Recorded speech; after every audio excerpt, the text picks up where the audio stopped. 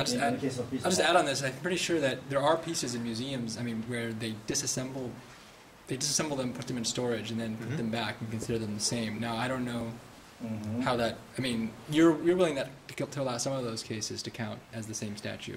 But they don't blow them up and start and build them from scratch all over again. You see, this is a reproduction. So what if you wanted to get a statue out of Nazi Germany, and the only way to do it was to melt it down and put it in your shoes or something, and then you get it out, and then you heat up the stuff again, and you still have the mold you made it from. Do you think that's a different statue?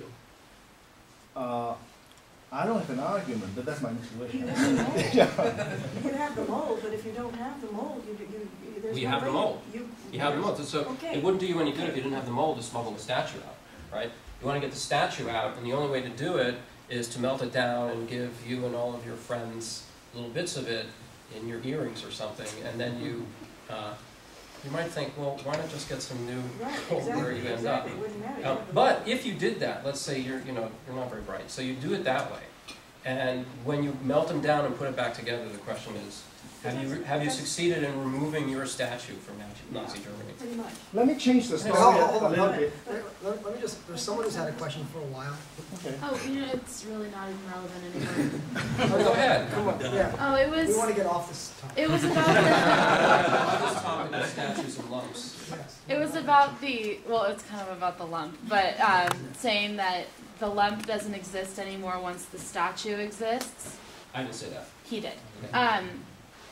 It's kind of like saying your hand doesn't exist once your fist exists, right? Because you've changed it. So it's still my hand when it's in this shape.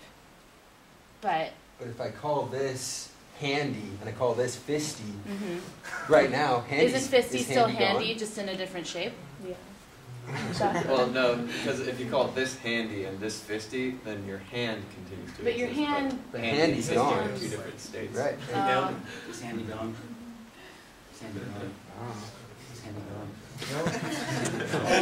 That's an Handy gone. What do you say to them? Is handy gone? These You have a lump of clay. He's expiring. You've got lumpy. What's the thing though? He wasn't saying that the lump of clay in a particular state is lumpy. He's saying that lump of clay is lumpy, right? So the same way where you have handy I here. actually think that lumpy is lumpy with respect to his constituent molecules in an analogous relation of eddy to lumpy. Right. Because so if you took those molecules and spread them out in the universe 10 light years apart, you wouldn't have a lump anymore.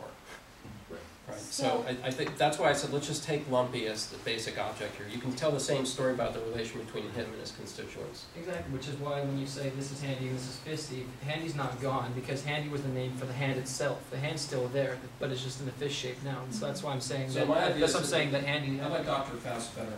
So Dr. Faust is the name of my hand when it's like this. Yeah, I'm agreeing with you. And when it's not like that, what happened to your fist? Doesn't exist anymore. How'd you do that? I opened my hand. There's nothing mysterious about this, right?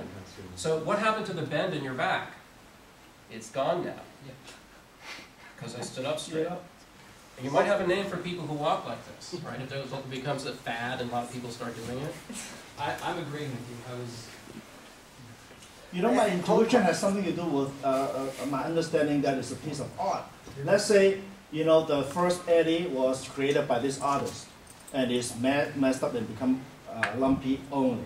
And then a second artist recreate it, look exactly like how it was before. I would say that's a different piece of art, because they have different authors. But it's possible for a different person to recreate a lumpy into the exact same shape of the one before. See, this right? is, I think, one of the issues involving the fact that it's a statue. Yes, exactly. So that's why I'm not generalizing it. I'm just talking about this as a piece of art. Right, so same fist or different fist? That's not a piece of art. So okay. So all right. So yeah. So good. But I think so. I as I said before, I think there are issues that the lumpy eddy example raises that aren't central to the metaphysical question. Speaking but of it's still not. It's still not. Hold on. Speaking of handies and Eddie, you had your handy up and for a long time. I wonder how much of the conceptual difficulty, at least maybe that I'm having, comes from us talking about a thing is distinct from its properties. What is an object independent of the properties that constitute that? Well, there you go with those horrid philosophical questions again. Nobody knows. So Some people think an object just is its properties. Other people think that an object is properties inhering in a substratum. What's a substratum? It's a something I know not what. So in psychology, we talk about, I don't know, Roche talks about a thing. There are no necessarily defining features of the thing. A thing becomes a thing to the extent it shares some subset of features. It is a collection of features, and those features, when it reaches some criteria, we say, oh, that's a bird. Oh, and this is a good example of a bird, a robin versus, say, a chicken. Because robins have more features associated with the concept we call bird than, say, a chicken. I think you're actually thinking of a different relation between an object and its properties than I was just thinking of the philosophers. Right? So if you can make a distinction between an object and its characteristics in the following sense, the object is the thing that has the characteristics. The characteristic is the thing that's had.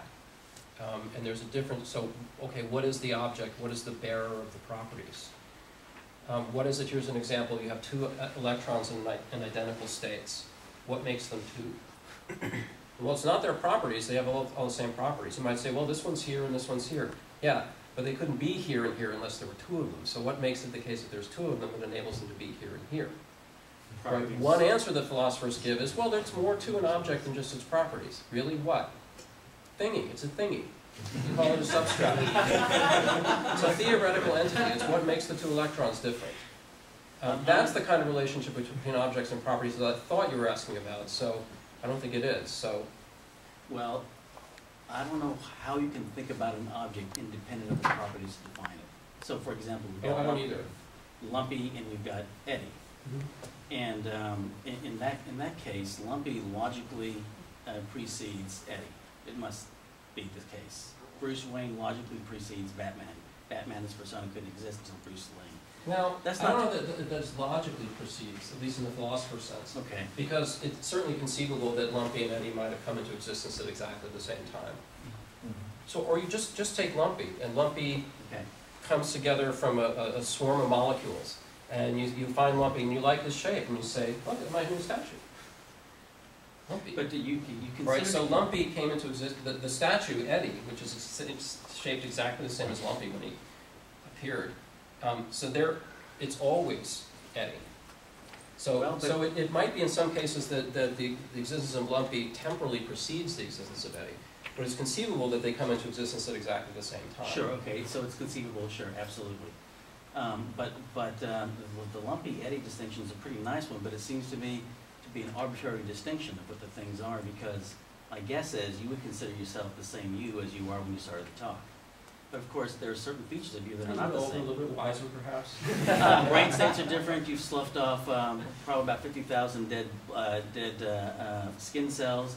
The collection of things that make you, I consider you now, because if you think about the collection of you at time 1 as a collection of the properties in the Venn diagram, at time 2 there's a significant overlap in terms of that, but there's not an exact overlap, and I arbitrarily say, oh, you're the same person because there's a overlap of the properties that are... Yeah, there's same person, same body, and no one knows what a person is, with all due respect to your discipline. Nobody knows what a person is. So, yeah, these are very, very difficult questions. But I was trying to sort of sidestep them all. Yeah. And I think, I mean, because otherwise, I'd have to go back to the pre-Socratics and then start all over again. I mean, there's certain outstanding questions, all questions in philosophy are outstanding questions.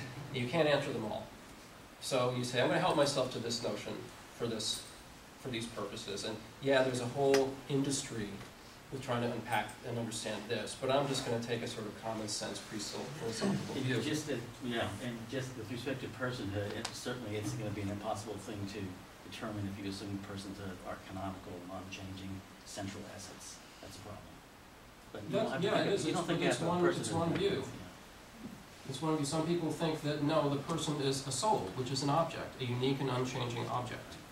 That's not physical though, right? And that's I think gets something right. There's something that persists through all the changes that we go through in our lives.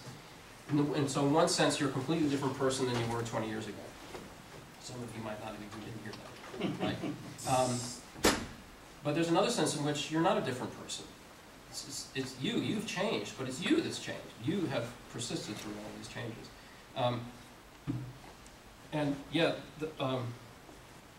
those are important and difficult questions. But I do think that it's not exactly arbitrary, the distinction between eddy and lumpy, because it seems to me to be a perfectly ordinary, common sense in which one's a statue and one isn't.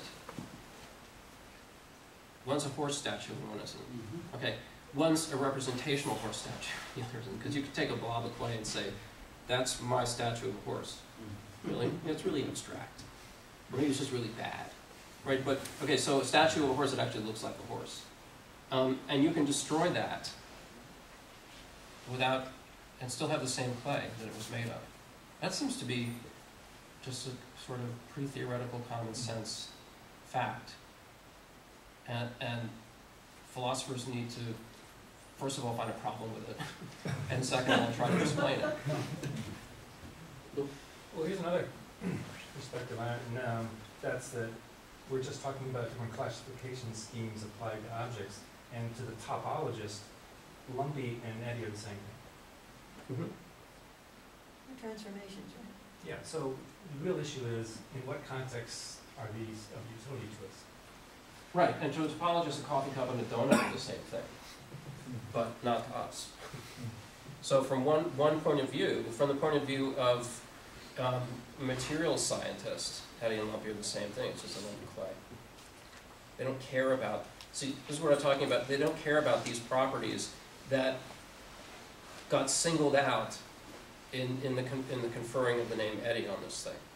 It has the properties, but they don't care about those properties, because they're not into sculpture. They only care about these properties of this object.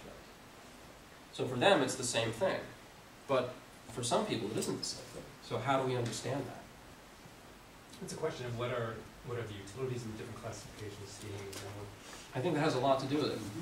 I think some of them are natural. I think some of the distinctions among natural kinds are out there in the world independently of us. But I think in a lot of cases, it's what we find useful or attractive or want to keep track of, right? The people with the blue hair and the sharpened screwdrivers, we give them, because, you know, people with blue hair who lurk in doorways with sharpened screwdrivers takes a lot of time to say.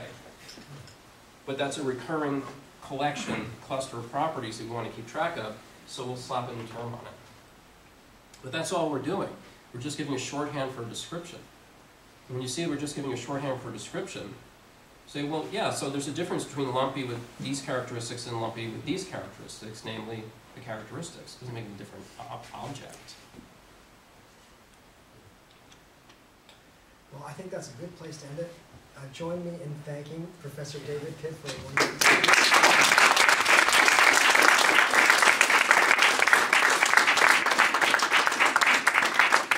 Thanks everyone for coming, and that was a good philosophical debate that we kind of had going, so I hope you all enjoyed it. And like I said, check our website for the events that we'll be hosting next year. We should have them up right at the beginning of the school year, or spring semester. Good.